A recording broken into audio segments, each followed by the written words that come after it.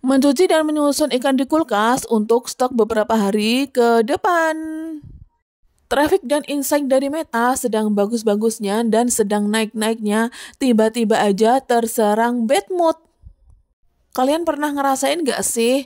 Traffic dari Meta itu lagi bagus banget, tapi tiba-tiba kita itu terserang yang namanya penyakit malas alias bad mood. Nah, itulah yang sedang aku alami. Tiba-tiba aja males banget untuk konten. Padahal inseknya itu lagi bagus banget loh. Sayang banget gak sih sebenarnya? Emang kita itu harus memberikan ruang dan waktu untuk pikiran kita agar tidak cepat bosan dan juga tidak stres. Karena penyakit bosan dan penyakit malas itu bisa menyerang kapanpun dan dimanapun. Nah, ini aku sedang mau mencuci semua ikan-ikan yang sudah aku beli di kedai ikan tadi. Nah, sebelum mencuci ikannya, aku tadi sudah cuci piring dulu. Karena biasanya ada yang bantuin untuk cuci piring, tapi kali ini aku tuh nyuci sendiri. Karena adik aku itu sekarang udah SMA, jadi kesibukannya itu semakin padat. Nah, setelah aku beresin semua, cuci piringnya udah bersih, wastafel juga udah bersih, mulai deh aku cuci-cuci ikan-ikannya. Nah, tadi itu aku beli ikan patin, ikan cakalang, udang, cumi, dan juga ikan nila hitam.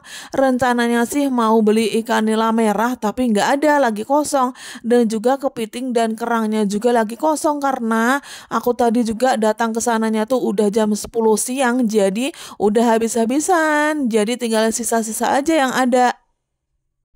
Karena kadang aku tuh mau ke pasar pagi-pagi itu males banget karena di sini tuh musim hujan terus menerus setiap hari. Jadi udaranya tuh dingin banget, jadi males banget deh.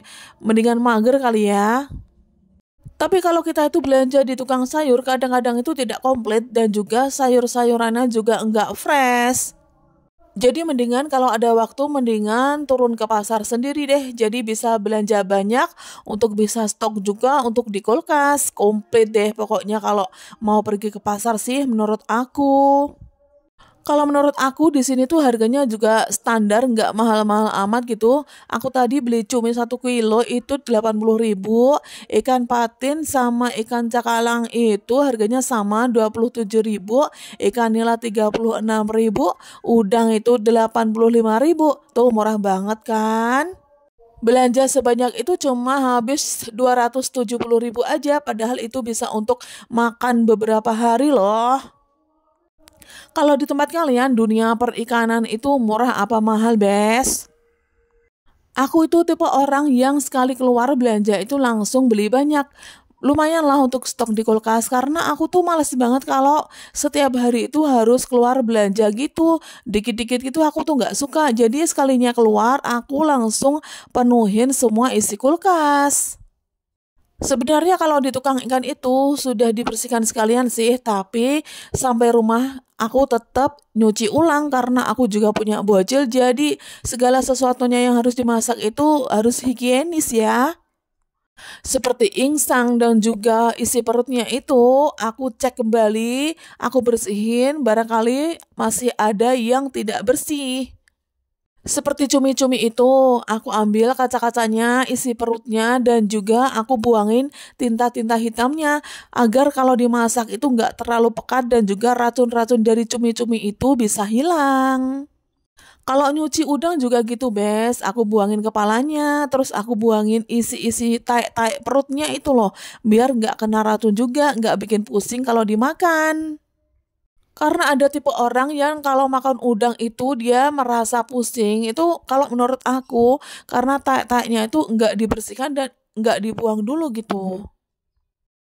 Aku yang paling nggak bisa makan itu adalah kerang. Aku kalau habis makan kerang itu selalu pusing dan mual, pasti langsung muntah-muntah. Itu karena efek kebanyakan makan atau gimana ya? Atau emang alergi? Maka dari itu, sampai sekarang pun aku nggak pernah makan yang namanya kerang. Paling kalau aku masakin orang-orang di rumah aja, tapi akunya nggak ikut makan.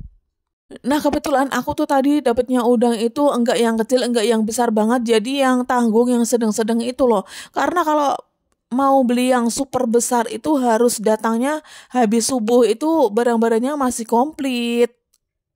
Belum tahu juga nantinya mereka ini mau dimasak apa, yang penting stok di kulkas itu aman dulu lah ya. Jadi, kalau waktunya mau masak itu nggak usah bingung dan repot lagi, karena selain stok di kulkas tuh udah ada, juga udah bersih. Nah, ini nyuci ikannya itu udah hampir selesai, tinggal nyuci udangnya aja, misahin atau buangin kepalanya gitu deh. Sebenarnya kepala udang itu enak banget, joset banget kalau dibikin kaldu. Contohnya kalau kita itu bikin tekwan sagu atau bikin kuah dari apa ya?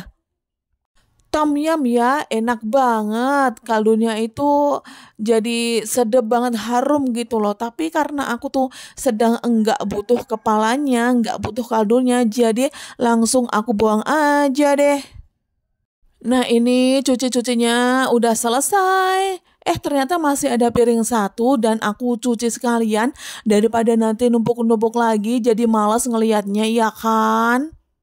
Nah, ini ikannya juga aku masukin ke dalam box-box untuk nanti dimasukin ke kulkas.